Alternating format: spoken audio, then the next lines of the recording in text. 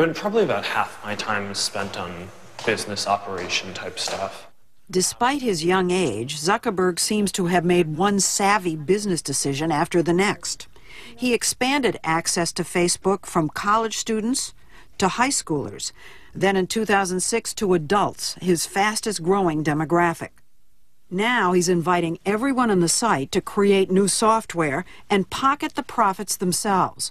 It's a way to keep the next big thing on Facebook. New programs emerge daily, like Facebook Scrabble.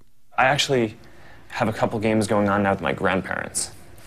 So they got on Facebook and we started playing Scrabble together. So Facebook is changing the way we communicate with our friends and with our grandparents. It's also changing politics. Every major candidate has a page. Zuckerberg says there seem to be more Republicans on the site than Democrats. And among them, Barack Obama, with his young person's following, is hugely popular. Hillary Clinton is hugely unpopular. You know, it used to be first you went on Face the Nation if you were a candidate. Then, well, no, you went on Letterman.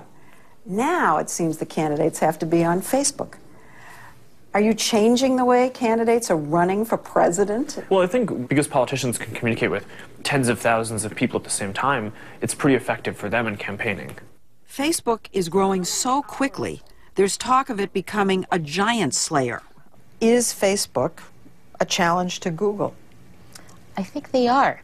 Charlene Lee, an analyst at Forrester Research, a technology consulting company, says Facebook is a threat to Google because it could become the first site people go to search. Say you want information about a family vacation in Maui. Lee says when you check Google, you could get a list of almost 200,000 hits. Versus I can go on Facebook. I can go and ask my friends. And people will write back to me, oh, I've done things, and this is what I recommend, and knowing you and your kids, they will really like doing this. So the next time I do something very specific like that, chances are I'll probably go to Facebook.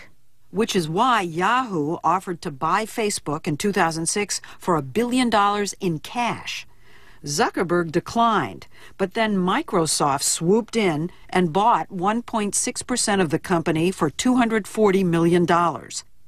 That meant that Bill Gates valued Facebook at $15 billion, roughly the same as Ford or CBS.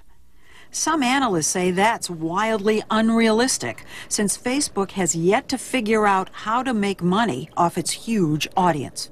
Is it true that you don't make that much money? I think that's a pretty relative thing. But I mean, as a private company, we just have the advantage of not necessarily having to report to the outside world all of our financials. He may duck the question, but there's no getting around the fact that Facebook needs to find a way to generate revenue. And so Zuckerberg is experimenting with ads, trying to cash in on his users' own recommendations. Say you write on Facebook that you like a certain movie. That's turned into an ad. Or maybe you like a scarf from Bloomingdale's. So this isn't an ad that's going to go to a lot of people.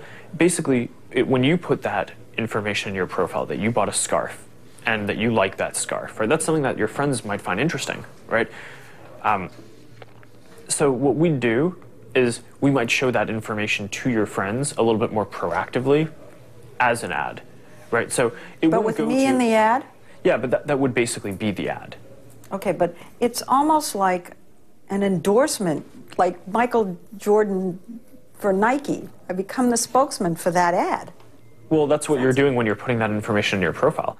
The real trouble started when they began using a tracking program called Beacon that monitors what you buy on over 40 websites and automatically reports it to your friends without explicit permission.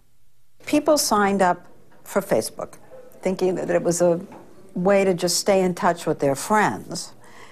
And now some of them feel that there's some snooping going on. Is there any concern you're turning Facebook into something much more commercial? I actually think that this makes it less commercial. I mean, what would you rather see? A banner ad from Bloomingdale's or that one of your friends bought a scarf? But when a Facebook user bought his wife a diamond ring online, the surprise was ruined because Beacon notified all his friends and his wife about it on Facebook. With stories like that, criticism of Beacon began to build.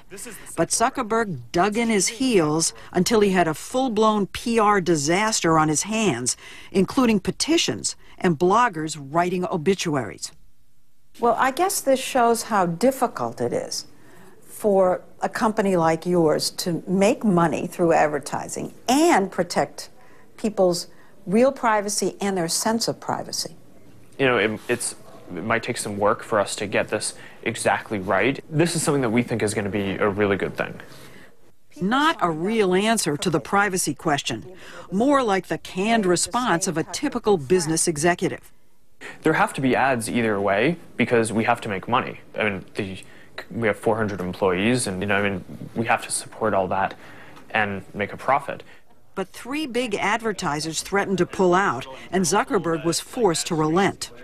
He agreed to amend Beacon, making it easier for users to turn it off, and he apologized. So do you think that Mark failed as a leader in the Beacon Absolutely. fiasco? Yes. What do you want to call it? Leader. What were his mistakes? His mistake was doing it.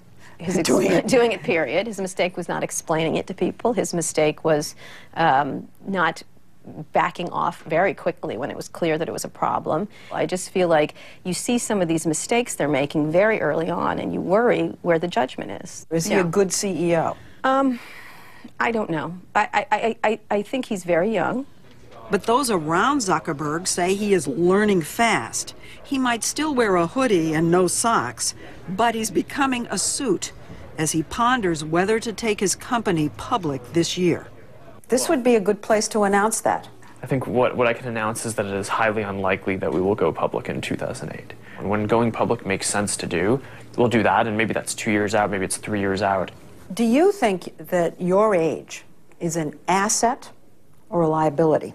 I mean, there's probably a little bit of both, right? I mean, there are definitely elements of experience and stuff that someone who's my age wouldn't have, but there are also things that I can do that other people wouldn't necessarily be able to.